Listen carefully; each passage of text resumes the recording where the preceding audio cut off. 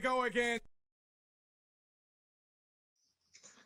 Hey, it's Kendrick, my brother from another mother. What's going on, man?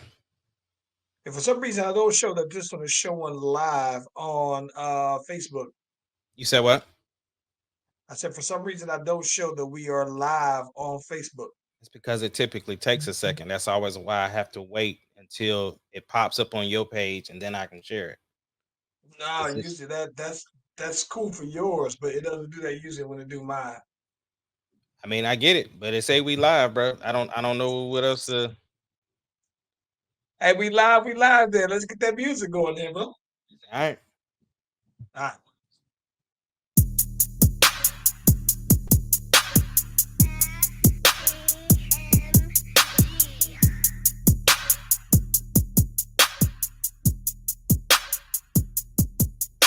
The Slash Brothers Podcast, the greatest podcast of all time.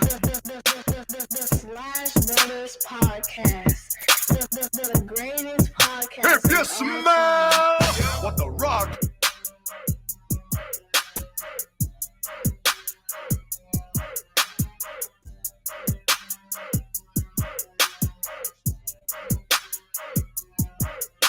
The Slash Brothers Podcast, the greatest podcast of all time. The Slash Brothers Podcast, the greatest podcast of all time. Hey, listen, if you haven't already, be sure to like and subscribe to the Slash Brothers YouTube and Facebook pages. We are live on both platforms at the same time. You click on the notification, click on the bell, you get the heads up that your boys and Miss doing their thing. Hey, it's Kennedy. Hey, man, how was your 4th of July, though? My 4th was great. And by the way, we are live. I double checked because I was able to share it. So I don't know what you talking about. Well, so usually you would share it from, you would share mine. On my live, it's showing that you shared the Slash Brothers page, which is cool either way. Right. But we live, though. That's all that was the whole point. Well, yeah, I love this. So we could either way. Yeah, we straight. My 4th was good, man. It was very low key. It was one of those where I felt like I was off too long. And that's weird because I mean, I don't get a lot of time to just like downtime, but it just felt like I was off for an extremely long time. It was just a weird one because it was on a Wednesday. You know what I'm saying?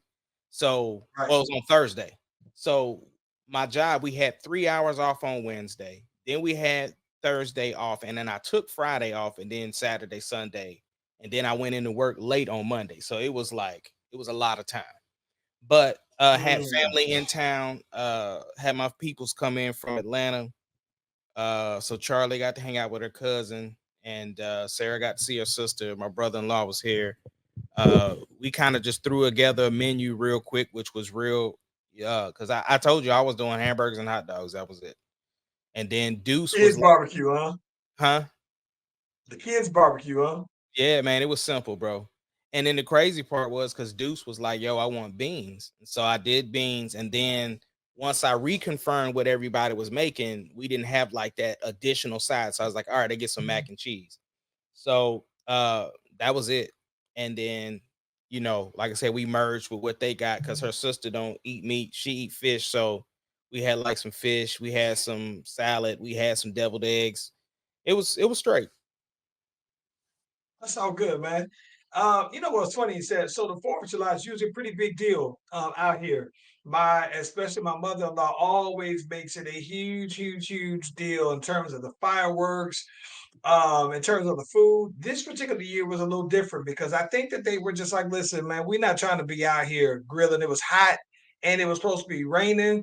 So they were just like, yeah, we ain't trying to do this. So there was a lot of what they did was catered. Now, the funny thing about I gotta ask you this. Okay, so let me tell you this. I'm gonna get to that. So one thing that was real cool. So all the Mrs. DC folks came into town, right? And so it was real cool because I love to go out to DC, but usually when we go out to DC, it's like they're the opposite of us. Like we're going out there and we're trying to see a lot of people, so we don't really get a chance to see everybody for a long amount of time. So what was real dope is at this particular time, though, man, especially her cousin, we got a chance to actually spend like extended time with everybody, though, man. So that was real dope. because a lot of them we haven't seen since the grandmother's funeral. So it was real dope going ahead and seeing all of them though, man. Plus, it's always cool because my aunt came over, so that's my lone blood family out here, pulled on up on us, and I got a chance to see my cousin's daughter, and she is absolutely adorable though, bro. Probably one of the top 5 prettiest babies I've ever seen in my entire life. Absolutely adorable. Hold her, it make you instantly have baby fever though. It was Dang, pretty that's what's cool. up. Yeah. Top 5. Speaking of fireworks, bro, we walked outside. We had this little bitty backpack that had some stuff in it. We was just gonna pop little things for the girls. No, we walked outside and that lightning struck something, and we walked right on back in that house, bro. Like you feel me? No, That's no. all the fireworks we need right there. But Listen, we what? dropped Carly off at one of her friends' Mhm. house, bro. Bro, it was like they stole every firework in Oklahoma City, bro. The way they was popping them things off, bro. Yeah, we was kind of the same way. So I laughed because we did it on 2 days, right? So we popped on the first day, we popped a bunch of them, and it was pretty cool. Me, Pops, and the homie. Shout out to my brother, Cinematic Visuals. He pulled up on me too. And for the last couple of years, it's been all 3 of us that's been doing them and everything. It's pretty cool. I think that for us, it's not even so much as the fireworks, the light show. It's still the thrill of being a kid, lighting them and then running. That's always the funny thing, though. So we did that, and then so the next day we still basically ran it back and still had a bunch of people that were still in town. So we wound up lighting fireworks. And this time, Pops was, he kind of had the sore knees, kind of was getting old. So it was almost like officially passing of the torch for Landon to go ahead and step on up. Now, what's funny about this, I don't think that Landon's really popped fireworks ever, right? And I'm thinking, like, bro, I think I remember popping fireworks as young as 6, maybe, right? So we go out there, and that was pretty fun because he understood. He instantly got the rush of popping them and then running, and then he was just let me light another, let me light another, let me light another. So it was pretty cool. And they used spend a good amount of money on fireworks because I think that they collect them. There's a big fireworks store that's open all year round. That's not too far from them. So they just go through and collect some here, get some there, and before you know it, they got some that's 100 shots. 75 shot, 36, and we lighten them all together, right? So it's like it was real dope though, man. But they like I said, they do it very big when it comes to fireworks, and it was cool because the neighbors got into it as well, where the one of the neighbors is a retired firefighter and EMS worker, and so he comes through and he does the supervision to make sure ain't no fires or no hot spots and everything. So he come through with it's a joint effort though, bro, because he has like his little water cannons that he pumps, and he go through and put some of the wet spots out that we pour water over. We getting all the way. We're official now, though, bro. So that was real cool. Now I got a question for you though. Before you do, I So gotta say this go one ahead. thing.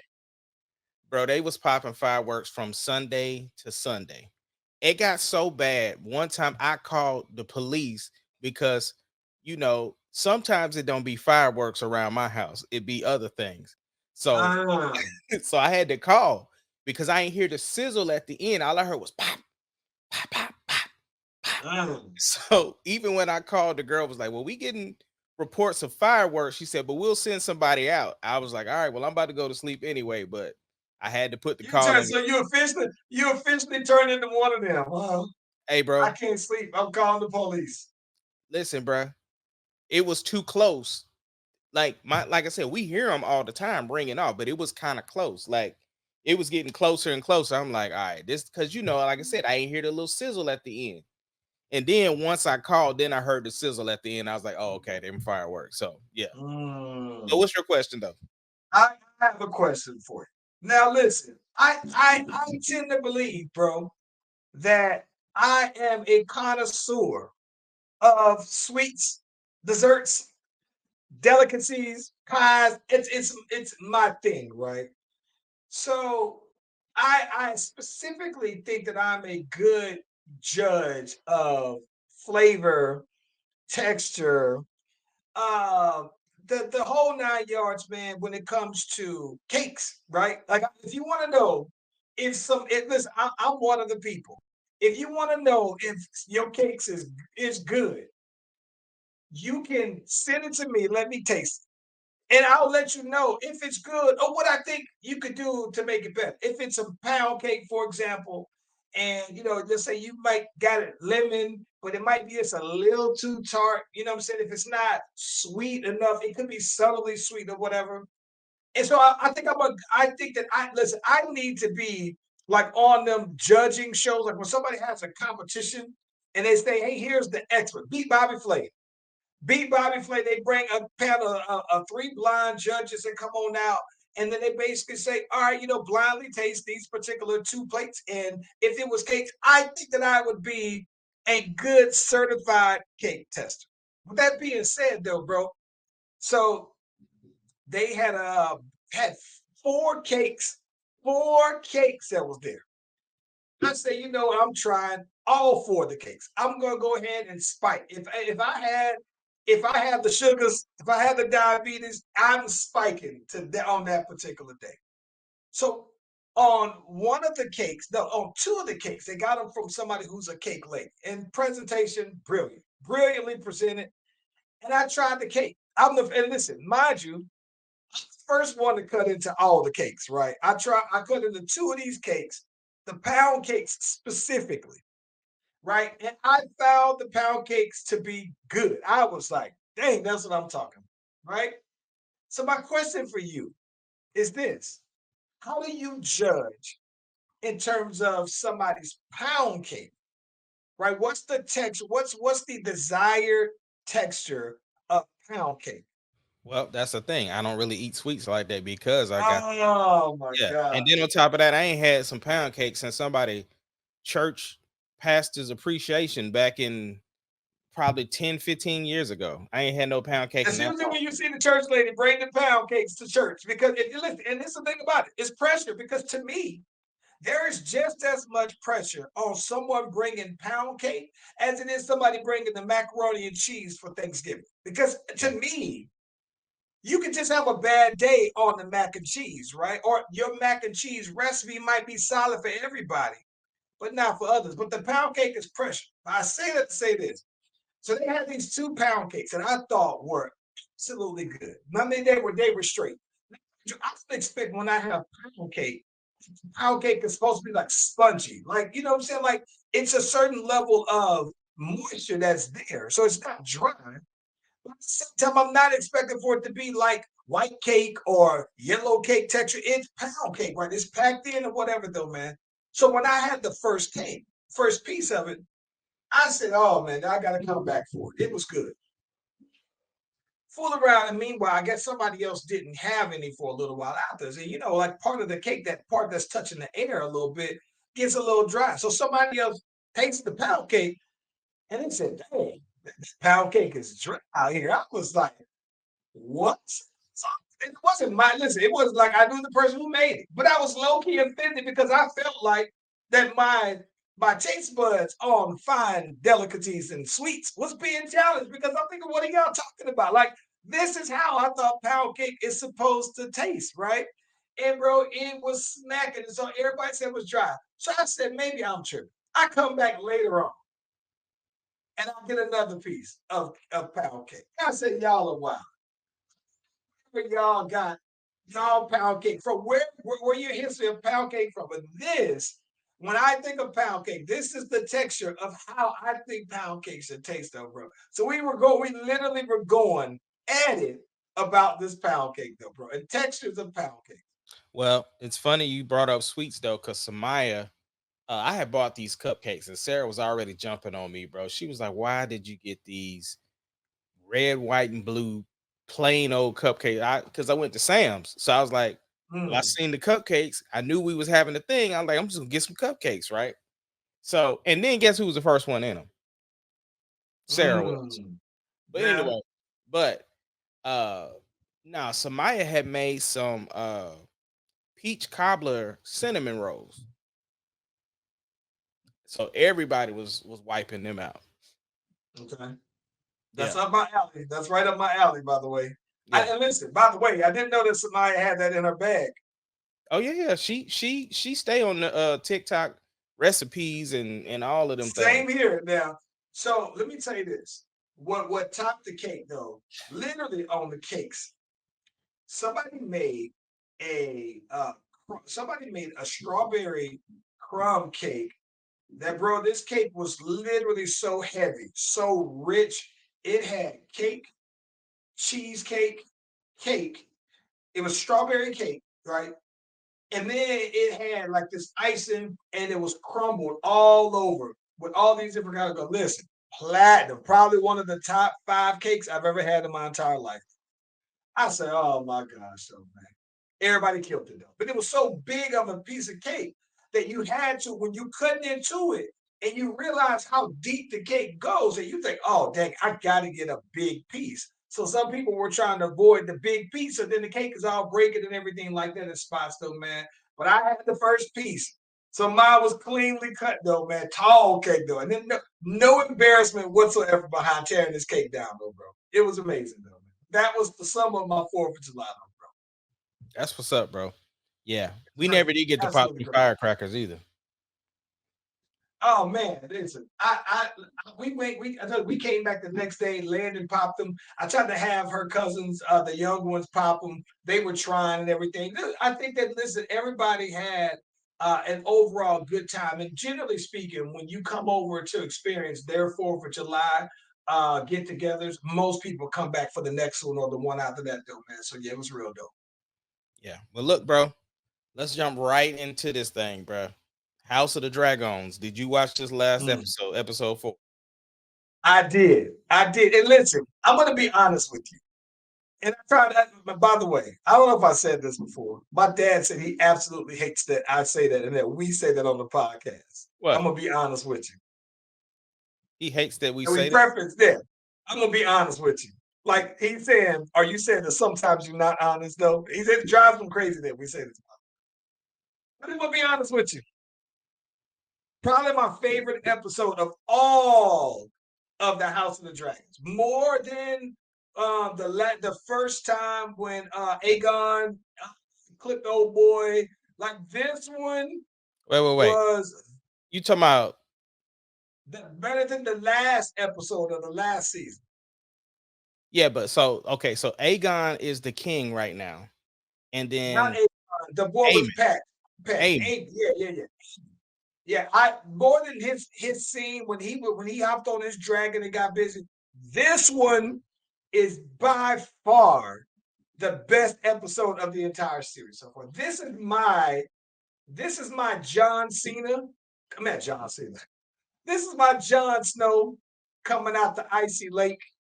This is my Jon Snow being killed and then coming back alive.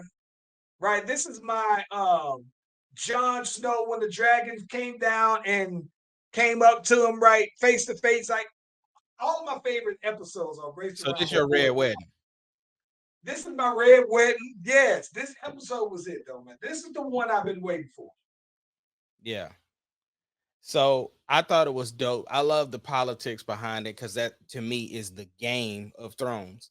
And it's like, everybody, bro. The way that girl Aegon mama was talking trash to him, bro, when she was just like, bro, listen, you ain't it. You ain't it. Like you just got the name of being king, bro. Like you just need to relax and sit down somewhere and do what you're supposed to do, and that's nothing.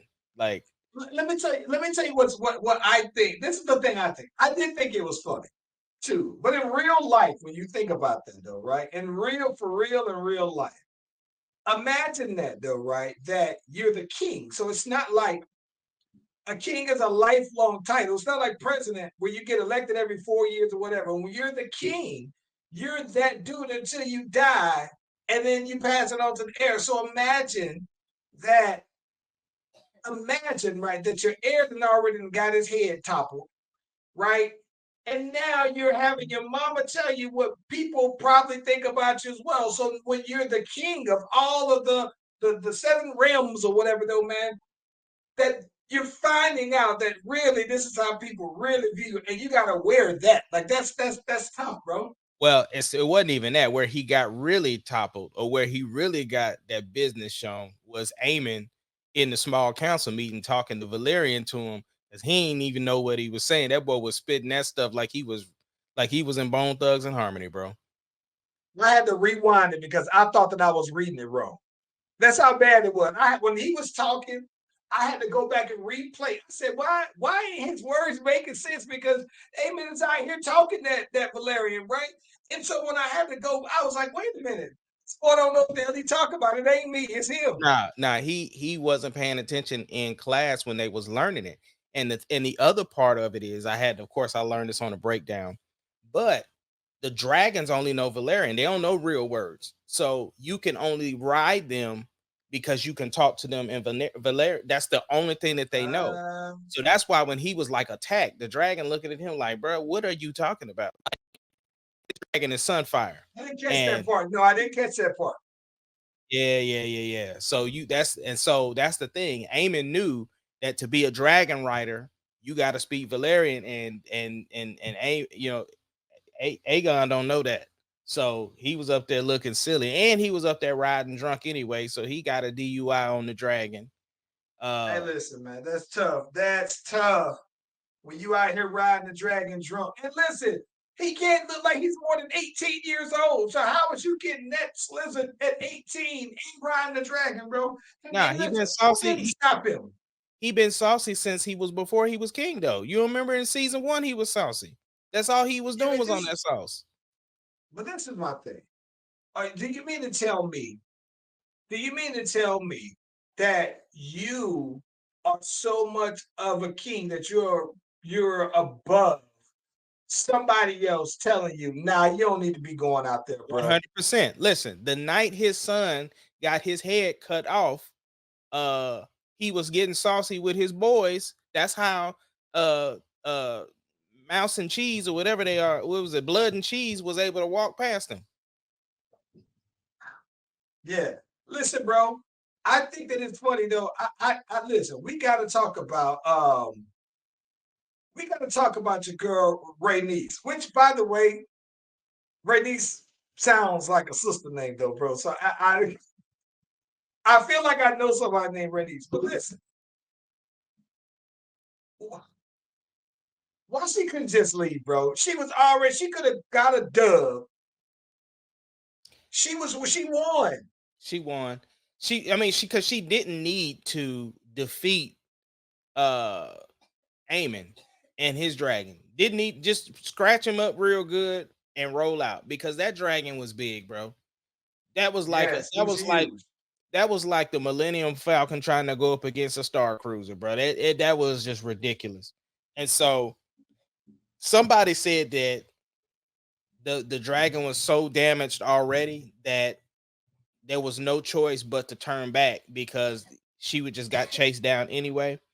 But yeah, she still though, she could have flew and hid or something. She turned around. Who's to know for sure that the dragon them Aben would have came back at her? Like, you know what I'm saying? Like, yeah, I don't know, bro. And listen, she mad at her husband because she found out that he had a side baby, and so she went back, bro.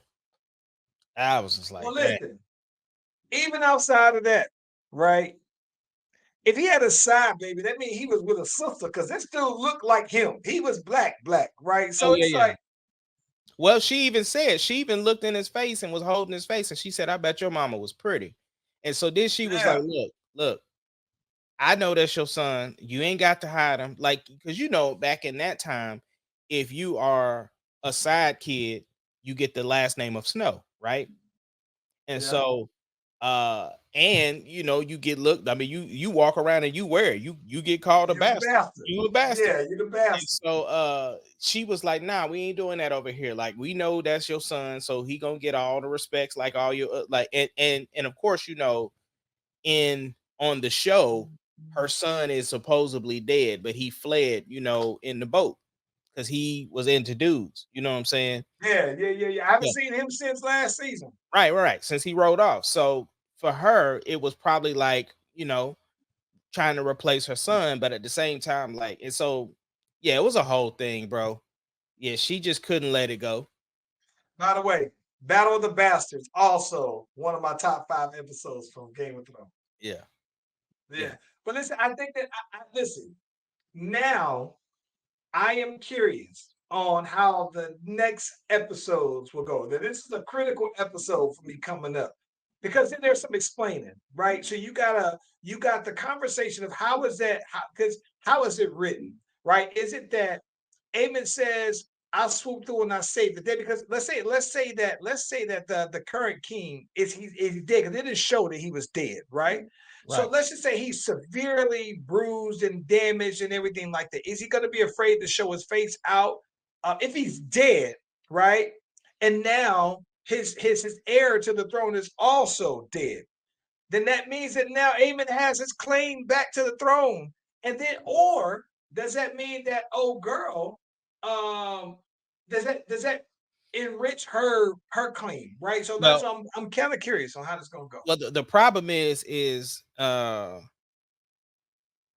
Alicent knows that Vanera is the rightful because she Yeah. was walking around the castle asking everybody. She was asking the maester, she was asking Feet Dude, she was asking everybody, like, yo, did my dad really say, I mean, did my husband really say Aegon? Because the thing is that Vanera told him, uh he said Aegon the Conqueror, and that's a part of the fable of the ice and fire stuff.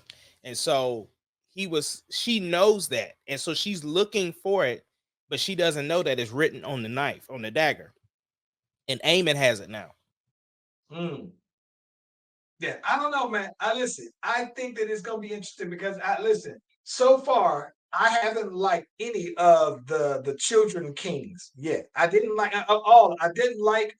Um, I didn't like Joffrey. I didn't particularly care for his brother. I thought that he was just impressionable, right? So he was easy to take advantage of, easy to be manipulated. I didn't like. And I'm gonna be honest with you. I didn't like the redhead Stark girl. What's my girl name? The older one that was married to Joffrey. I Johnson. didn't particularly, yeah, I didn't particularly care for her while she was in her princess or queen authority. I don't particularly like any of the young ones, and so this the I don't know, man. Aegon is still. I didn't particularly care for him either, though, man. And he was just every episode, every time they would bring him on, he was giving me Joffrey vibes. So I was just like, get him on up out of here, though, man. Yeah. Showing up on the dragon drunk, like he is. Like boy, stop playing with me, bro.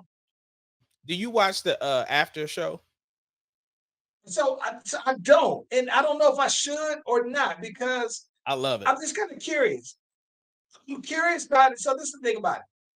I don't want to be. This is funny. I like being naive to backstories. I want to just be entertained. I don't. In this one, I don't have to know backstories. I No. just entertain me with the show. Not backstories, because see, my thing is I skip past like the trailer for the next week. I skip past that.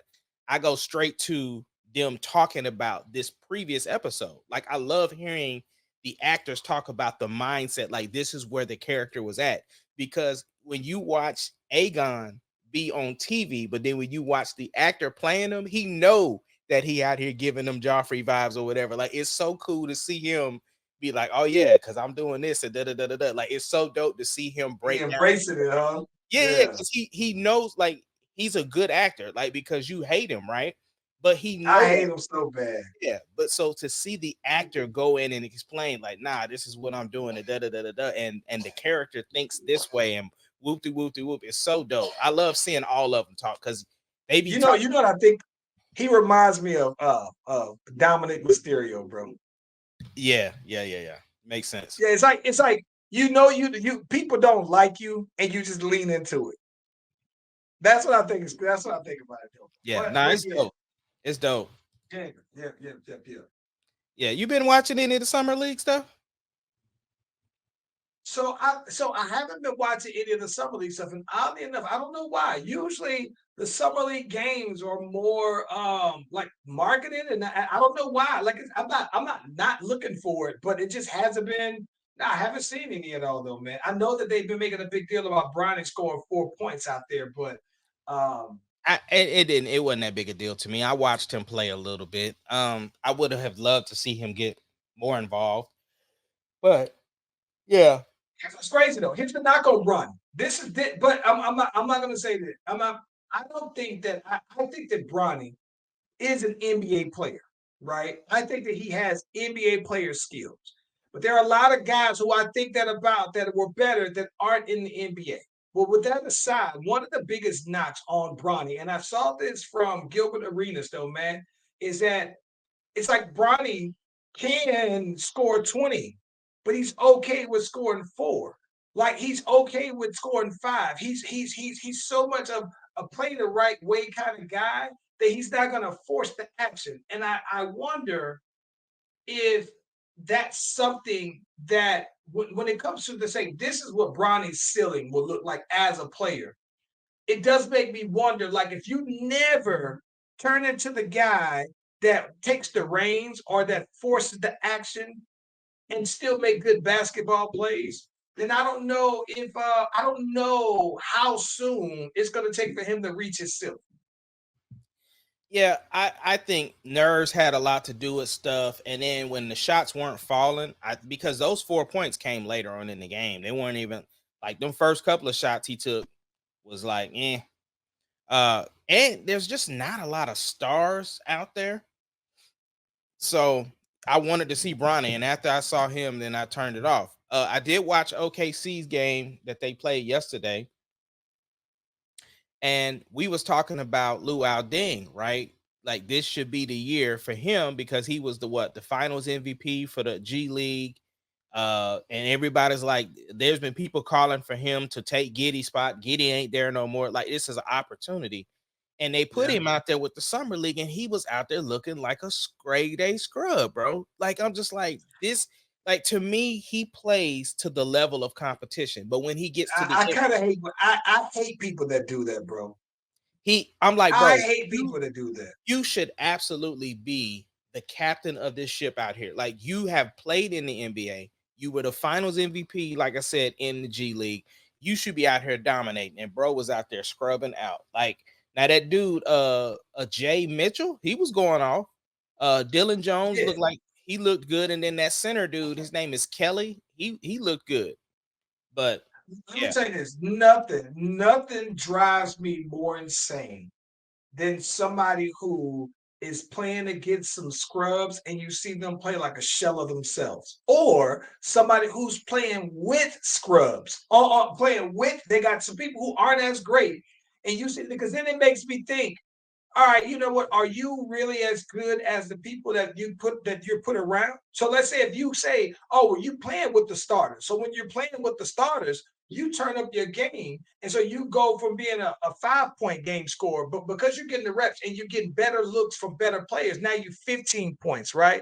But if you're playing with the backups or you're playing with the somebody squad and they're thinking, no, you got the green light. Go out there and average 20 and you still average your 5, like 15, like that makes me low-key mad because there are a lot of guys who I know that have done that throughout my time of watching basketball and playing basketball, that you're only as good as the guys who you are playing with. Part of that tells me that your looks, like you think it's summer league, so you're not playing against the best of the defenders, right? So it's like part of me said that you should be able to do it, but then it's like maybe your product that your second tier, second, third option, fourth option, fifth option, no pressure.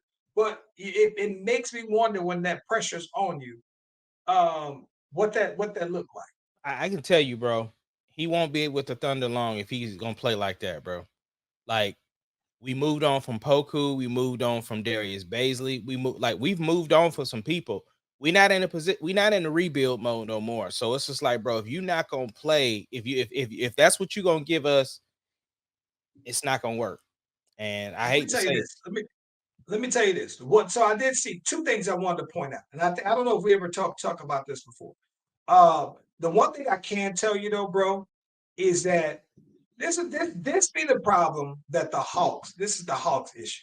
Okay, so the Hawks had the number 1 draft pick, right, in a draft that people look at and just be like, who the hell is these dudes that's out there? Nobody can give you a consensus number 1.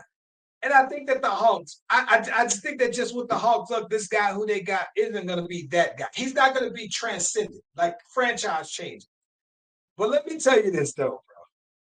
it just also means that the Hawks are going to be just good enough to where they're going to probably make the play in or be outside the play in. But that also means that they'll have a less likely chance that in next year's draft, when Cooper Flag comes out, because I've been trying to tell people Cooper Flag is the real deal. And I saw him in working out with the Team USA. And let me tell you this, I think that Cooper Flag has no back down. Now, will he be like what people say? Will he be a generational player? Like, I think that sometimes generational players are a product of you having generational talent, God-given ability, right? But I think that Cooper Flag is clearly better than anybody I saw in this year's draft, right? And so I think that it's just like, and I saw him going against Team USA, and I think it's just the Hawks look that they got the #1 pick in the year before Cooper Flag. I think he's gonna be incredible though, bro. I honestly think that he's gonna be that dude. Well, you brought it up, bro. Is Team USA in trouble? Listen, I'm gonna be honest with you because we try to be honest at every time on this podcast. Right.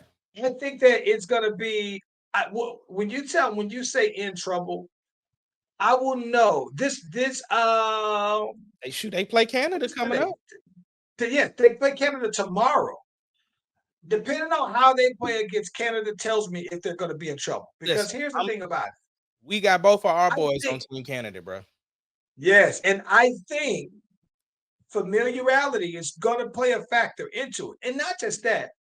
Like I said, this is where I think that this particular team differs from other teams they put together. So I think that the biggest difference between when it comes to FIBA and when it comes to the World Cups and the Olympics is that usually these guys have been committed to playing for their countries for years, for as long as they can make it. They try to get on there at 16 years old, 17 years old, or whatever. And they've been used to playing together for forever. I think that this particular team has been playing to beat each other forever, right? And so you got LeBron, you got AD on there as teammates, but you have very few teammates that are on there, right? And so I think that they've been so focused on beating each other that I think that all the other players have basically been their goal was to play with each other through FIBA and do all these other things. So I think that a team like Canada, who has NBA quality players, right? I think that they could almost look like the USA, where a team like France, who's been playing together for years, that's the only advantage I give them is that their goal and their #1 thing was this. Like, this is their version of a championship. And so I think that Canada is kind of the same. Canada has, while we got my boy Lou Dort and we got Shea, I think that they have the same issue that we would have, where the players have been playing against each other versus with each other for so long. Yeah, but I'm just saying, bro. All that being said, Team Elite USA almost beat them, boy. They lost by 1 point, bro. Well, and listen, no slouch, but the Bahamas, all their guys, everybody on the Bahamas has played NBA. Everybody on there, they don't have a guy who's not an NBA player on their roster. Hey, so did you see that boy Dennis Schroeder getting choked out? See, it wasn't that. See, when you say choked out, bro, it wasn't that. Charles, that man had somebody grab you by your neck. It wasn't like he had his hands around his neck for 8 seconds, bro. It wasn't this. It almost looked like he would have, right? But he fell back. So I didn't see it though, bro. It wasn't that. Because they put his hands around your neck like that? Now listen. Would you let somebody from Briscoe put their hands on your neck like that? No, if you somebody, but afterwards we're not hugging, we're not clapping. No, we can do that after we fight. Listen, somebody at LA Fitness gonna put their hands on your neck like that for as long as he did? Not without seeing these hands. Okay, so and then no. It's different. What's different is that you saw these hands and then you said, "Oh, well, yeah, you got me." Right? I'm giving you props for whipping my tail, but there's you putting your hands around my neck, and then that's the end. This is what I'm talking about.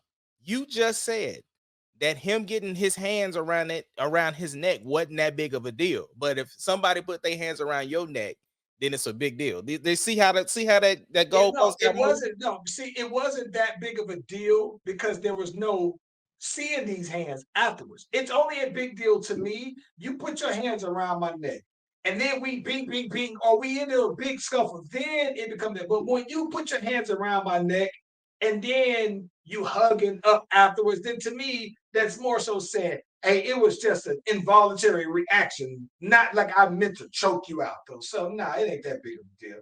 Nobody, I don't think anybody even got a technical from it. So I'm not, and that wasn't that big of a deal. Okay, last big story for the NBA, and then we move on. Bro, I listened to podcast P talk about. I was hoping you were gonna talk about that, boy. Yeah. I had to see that because he moved to Philly, and he revealed his number. He gave the backstory on the offers and everything, and I thought it was real dope. Before we get in there, let me ask you a quick question. Did you see that boy Cade Cunningham got paid? You got to. That's what I was gonna ask you. You think so? You got to. Yeah, you got to. And Okay. listen, if you don't, for the same reason why, did you see Franz Wagner got paid? No, I didn't see that. Franz Wagner, and I think he's German, so I always got to pronounce some W's as V's. Franz Wagner, he got the same contract, and it's the rookie contract. It's the max you can get. It's the max contract that you can get without making like an all-star team, a first NBA team, or whatever. But it's the max deal, and there are guys who've gotten that. It just seems like, you know what I'm saying? Like there's one of the guys, I can't think of his name, but for the Spurs, he got the $200 million deal from the Spurs. You'd be thinking like, wow, really? But you got to pay Cade Cunningham, because I think if you don't, then for starters, I think that Cade Cunningham is good enough, but I don't. But if you don't pay him, then you're Detroit, and you're in this perpetual cycle of to not even mediocrity, but you're on this bottom of the barrel cycle, and it's already hard for you. It's not the free agent destination. It never has been. Nobody's beating down the doors to go to Detroit. All of their big signees have been signing trades, right? They got Blake Griffin because he got traded there. They built their Ben Wallace was the only homegrown one, but everybody else on their team was traded there, bro. So on that championship team. So if you're Detroit, you gotta sign him, because do I think that he's a max contract player? Nah. But given the timing of his contract and where they are, yeah, you gotta sign him. So with that being said, was the Clippers wrong for the Paul George? Here's the accelerated timeline of what happened, right? He said in the beginning of the year they offered him like a 2-year, $60 million deal, so 30 a year, right? And then they gradually kind of went up, and then he was like, nah, just stop. We ain't talking about this till after the season. Fast forward, after the season, he played 74 games, 73 games, right? He said, well, listen, if y'all telling me I'm that guy and you want me here and Kawhi here long term, then just give me what you gave him, right? So he said, if Kawhi ain't gonna take the full max, I won't take the full max. Give me. So they got up to 150 for 3 years, right? So he said, cool, but do 150 for 3 years and give me a no trade. And they was like, nah, we can't do that. He said, okay, then do the 212 for 4, and let's call it even, because that way, if you trade me, I got paid, right? And so they was like, nah, go ahead. And they do have a history. They signed Blake Griffin to a max contract and traded him 6 months later. Yeah, so he's like, look, it ain't about the money, but it's about the respect, though. If you're telling me, if you're saying this, then put it on paper, right? Like, so once that happened, after they didn't already gave me the disrespectful contract, all right, then I'm open to hearing what other teams have to offer. And so he said when Philly pulled up, Dr. J pulls up. Yeah, Joe Dumars pulls up. Like, are they rolling out the red carpet? He said the boy Dr. J told a story. He said, man, we made it to the championship, didn't make it. Made it to the championship, didn't make it. Made it to the championship, didn't make it. He says, then we signed Moses Malone. We made it. He was the missing piece. You're the missing piece. And that boy was ready to sign right then and there, bro. And listen, man, I'm not gonna lie. Let me tell you this before I tell you my answer. Yeah. Dr. J still one of the smoothest operators ever. Because I remember going to Vegas, right? And I was on a flight with Dr. J, and he was out there with some fine little tender. Now, Dr. J at the time was probably about 65. This chick that Dr. J was with had to be half his age easily, though, right? Half the age easily, though. Now, it could have been that he's out there with his granddaughter. I don't know. But either way, it didn't look like it. And she was out there fine, right? Okay, so Dr. J still carries that cachet in the NBA community because I think that people still look at him like he's still Dr. J, right? It's not quite Michael Jordan, but I think he has an aura like Michael Jordan, though, right? Yeah. Here's my response. I told you last week. Nobody's wrong when it comes to Paul George. So do I think the Clippers were wrong? No, I don't think that the Clippers were wrong. Do I think Paul George was right to feel like he was being disrespectful, being disrespected by their contract offer? Yes, he does. Do I think Philly should have offered him the bigger contract? Yes. But that do I think that from the Clippers' perspective that they thought that it was a disrespectful contract offer? No, I don't think that they're wrong. And here's the reason why I don't think that it's wrong. Because if you're looking at it based off of salaries, you're saying, well, pay me what you're paying Kawhi, right? And they didn't want to pay him what Kawhi was what they were giving Kawhi, right? And the reason why is because they don't see you as his equal. Like it's always been that you're the Robin. We don't see you as two Batmans on the same team. I get that. That makes sense the way that they presented the contract, but that ain't what they telling them. That's the difference. And that's where yeah. He ain't reading in between the lines. He read between the lines. He did. Yes, but they didn't have to say it because the actions say, we don't see you. Kawhi is the guy. We only got you here because that's what it took to get Kawhi here. And so, to be quite honest with you, it tells me that they see him as more expendable than James Harden because I think that the James Harden contract was an overpay with all things considered. But you would say, well, golly, he did lead the league in assists. He didn't have credentials, but he got 2 years 70. He got 2 years, $70 million, 35 a year. That's right under. But this is my thing. It's a contract that was James Harden friendly because then he goes to him, put up his numbers, and he's eligible to come back to get the same kind of contract, whether it's them or somebody else. But my thing is this, though. I think that the issue is that I think that Paul George I thought that what they thought, them offering Paul George 30 a year, yeah, you can go out and get that on the open market to another team. But to be quite honest, what it's saying is that we've seen what you put out, bro.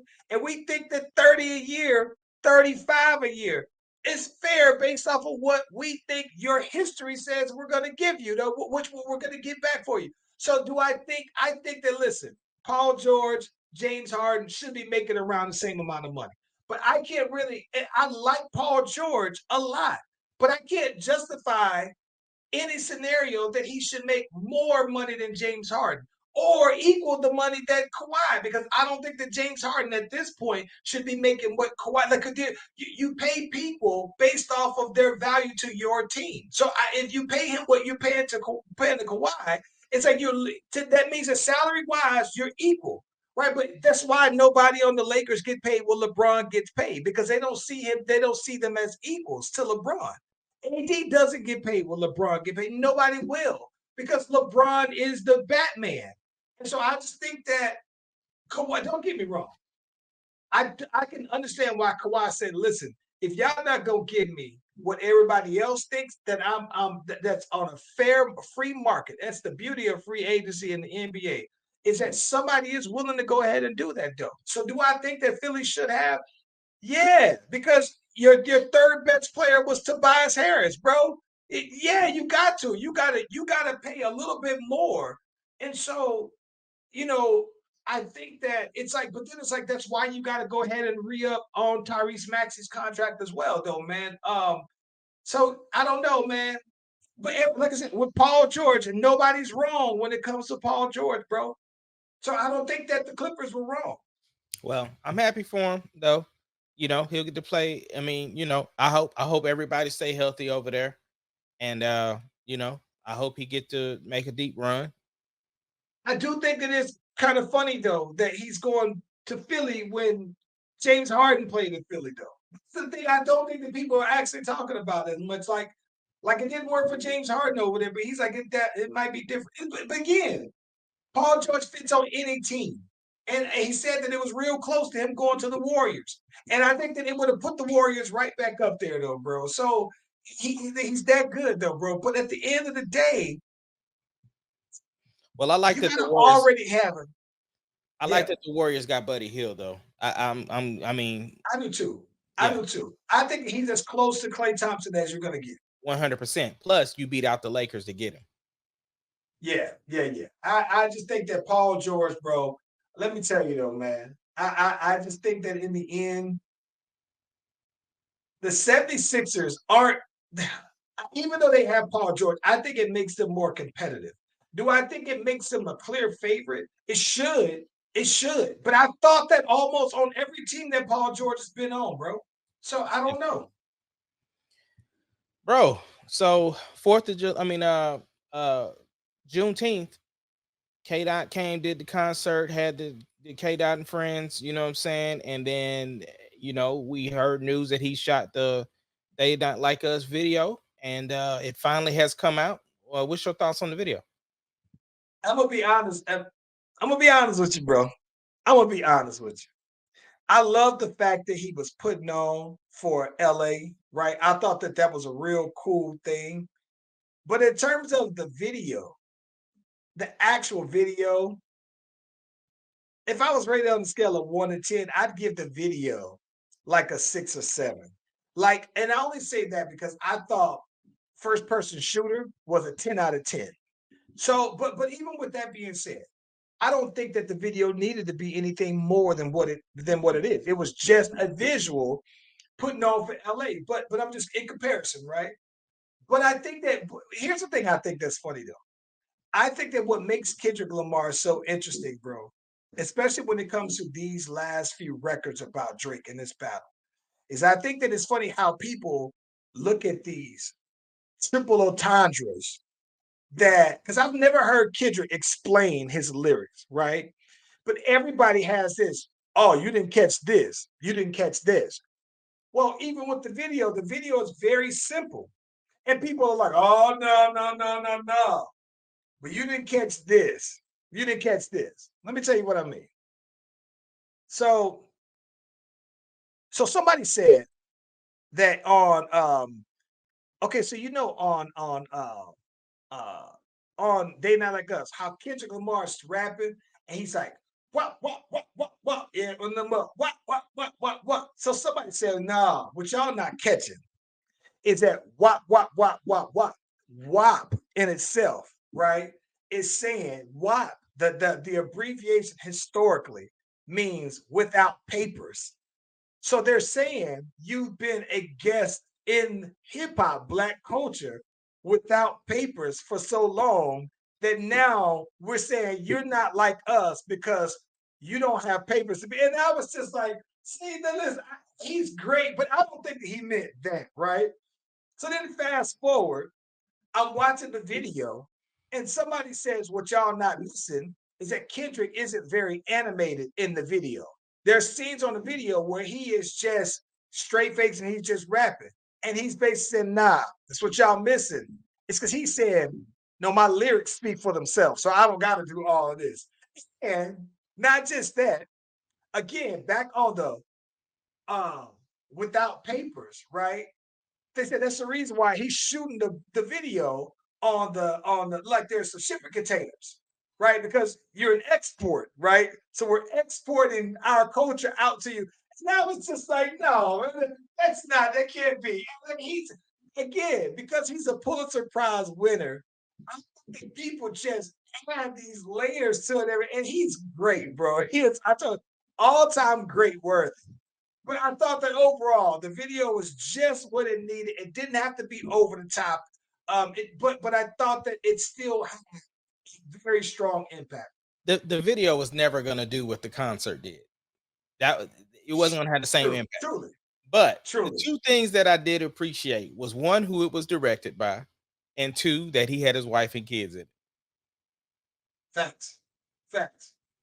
Yeah, I thought that. Listen, and listen, I do like the idea that he had DeMar DeRozan in it. He was on stage with him. I don't think you're gonna get every. I don't think, but I did think that it was a close recreation of it, as close as you could possibly do, given the time constraints, right?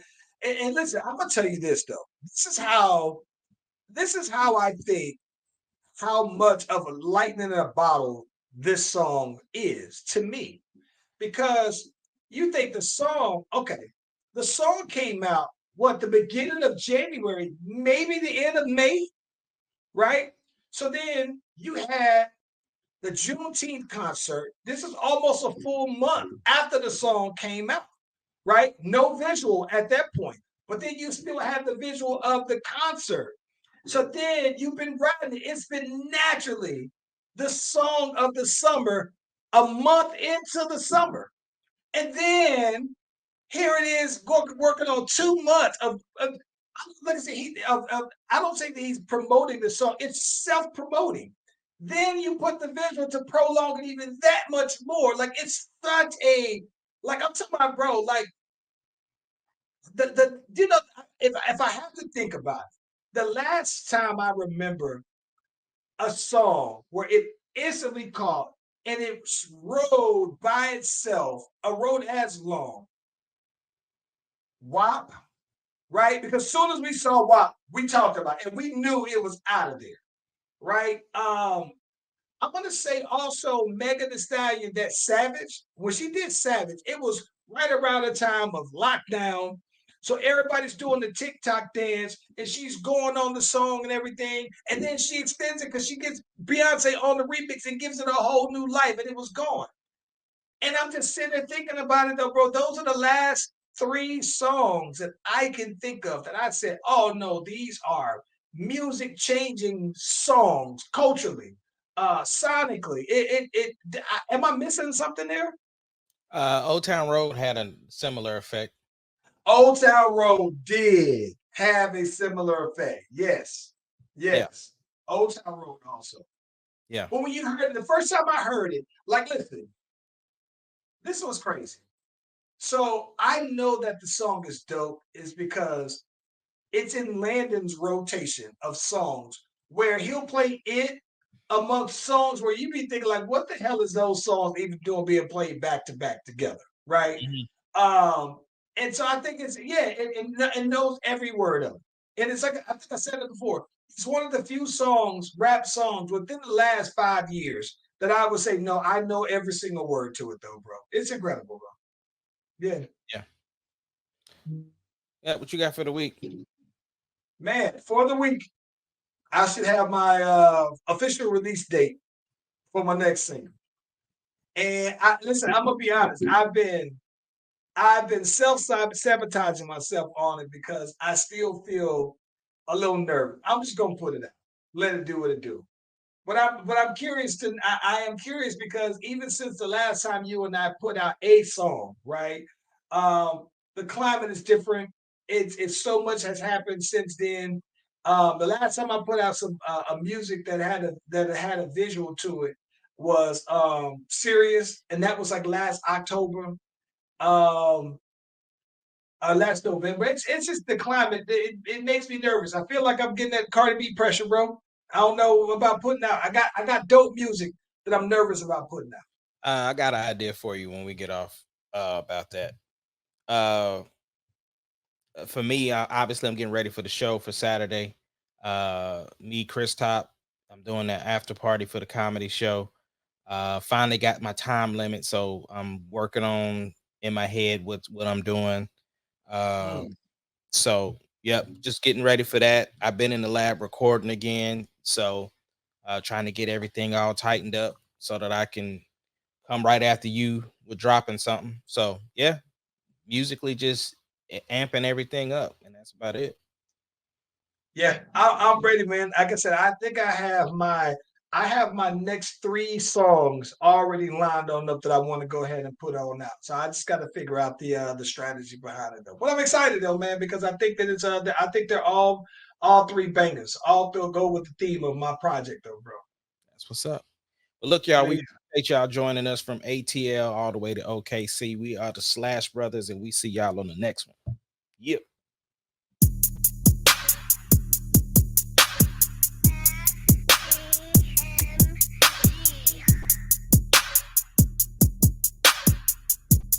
It doesn't matter what your name The is. Slash Brothers Podcast, the greatest podcast of all time.